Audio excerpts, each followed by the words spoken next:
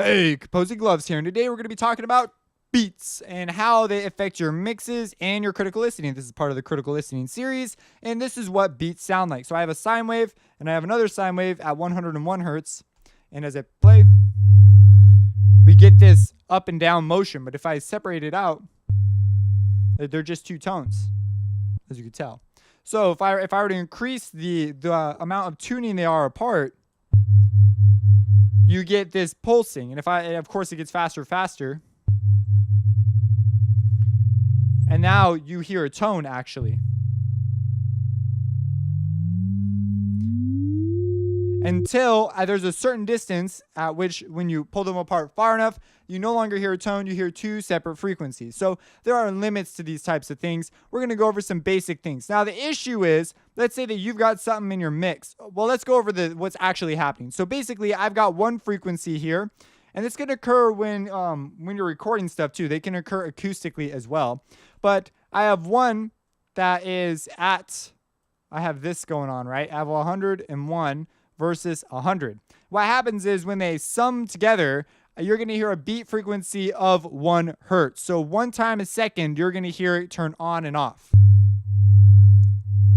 And then if I were to increase that to 2, you would hear it 2 times a second. It's a pretty simple deal. And what happens is they're slightly overlapping. There's a good way to display this. If I were to come over here and just automate something and take this and turn it into an LFO. So here I've got a frequency basically represented by this here waveform. And if I were to duplicate this frequency and make this one unique, we can move them independently. It's just a nice visual. So make it unique, we bring up this one, and we change the speed on one just a smidge. And now when they overlap, when we change the speed on one, you see that they come in and out of phase, and they will slowly reach back in phase. So if we were to extend these out, you see they get farther and farther out of phase, and they'll come back in phase. Now this is just a crude representation, just trying to show you what I'm trying to explain with this thing. So they're barely out of phase, and this one's slightly higher than that one. Now the rate at which this happens is determined by the pitch variation they are apart, and it's called beats because you get this beating sound. It becomes something else, which we'll talk about at a later date, when they get fast enough to actually form a tone. And there's actually a limit to this. I believe it's like 20 hertz. So this beats frequencies can happen with around 20 hertz, because at 20 hertz you're pretty much at a tone. There's a number of other things though that can make this a little more complicated of a topic. For example, how the beats are introduced can be affected by how fast one of the sources turns on in volume. But this is more of a synthesis thing. Whoops, I'm messing with the mod X, not the envelope. There we go, that makes sense. So if this turns on slow, so this is actually, what's the deal here? The 1, 2, and this is at, oh, they're both at the same. We'll turn that one. There we go. Now if we make this a longer, you see it will alter, and it will slowly become more and more intense as this guy increases. The sums and the differences will happen, because what's happening is basically one of these guys is slightly louder than the other guy. So we take the amount down. One of them's softer, and it's slowly growing, so that the sum and the difference when they add together are going to become something new. So now let's talk about this in a mix. Essentially, it only becomes this noticeable when you're dealing with two waveforms that are super similar. And this could be very apparent in things like saw waves. So let's go to a default, and let's change this to a saw wave. And that's not that loud. And let's change this one to a saw wave. And we're going to make them sound at 100 hertz. So 110 hertz, what the heck. So it's going to sound very different, because a sine tone is just, that one tone. So you hear the thing either is there or it's not there. But in a saw wave, it's very different. Why is it so different? Well, if we open up a parametric EQ, it's a spectrum. So as this happens, certain areas of this spectrum are louder than other areas. In Sound and Synth Basics, we go over waveform characteristics, and we do this. We go over a little more advanced waveform characteristics inside Learn FM Synthesis. But if we were to convert this thing to sine harmonics, we see that, whoops, my bad. I want to go to the oscillator tab on operator 1. So as you can see here, this is the level of our harmonics. And as we get going, these get smaller and smaller. So we're adding up these various sinusoidal components together, and they're all in phase with each other, so that's not an issue. But they will phase out at different moments because the different wavelengths are of different speeds, and they are of different intensities or amplitudes. They don't oscillate up and down as much as the fundamental does, which is represented by the big waveform.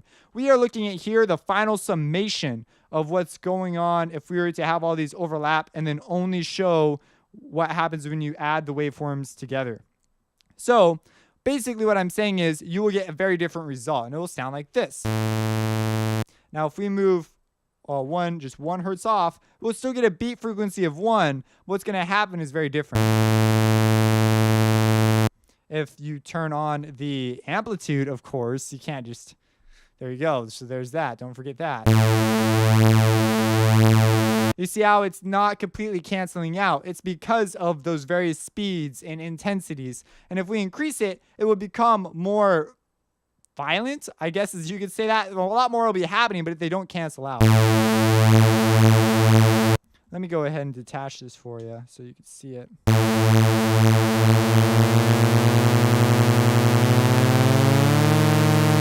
All right, so now that we've clarified this, let's take it back a step and talk about how this applies to you in a mix, because this sounds great right now. Lots of cool sound design potential, and we see that, hey, this is kind of a strange thing. Let's say that you have a piano and you've got a kick drum. You might be saying, well, a piano and a kick, those are so far apart, right?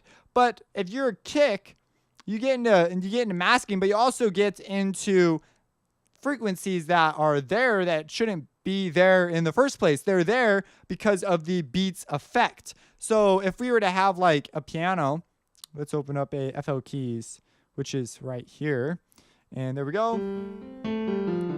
And let's look at these things through a spectrum. So let's send these both out the master. And on the master, we will put a signal analyzer.